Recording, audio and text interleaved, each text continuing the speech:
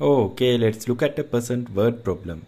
Here in this example, it says what number is 4% of 250. If you think you know the answer, go ahead and put the answer in the comment section because I am going to solve this problem now.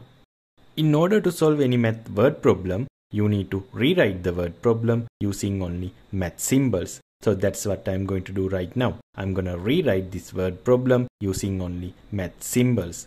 So I'm going to start from the left and go to the right. The first two words of this word problem are what number.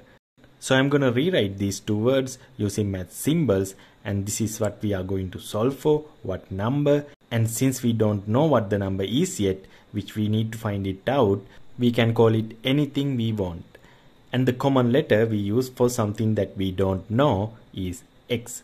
So I'm going to call the number that we are solving for x. So now we can keep moving to the right. The next word is.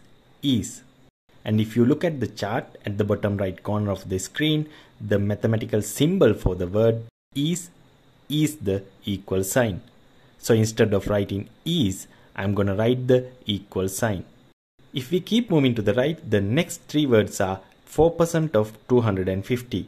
And if you look at the chart, the mathematical symbol for the word of is the multiplication symbol, which is x or the dot. So instead of writing 4% of 250, I'm going to write 4% multiply 250. Now we have rewrote the word problem into a math equation. X equals 4% multiply 250. So now the only thing that we need to do is solve for x. If you can use the calculator, you can quickly get the answer. But if you can't use the calculator, this is how we're going to solve this equation. We have to write 4% as a fraction, which is 400 and times 250.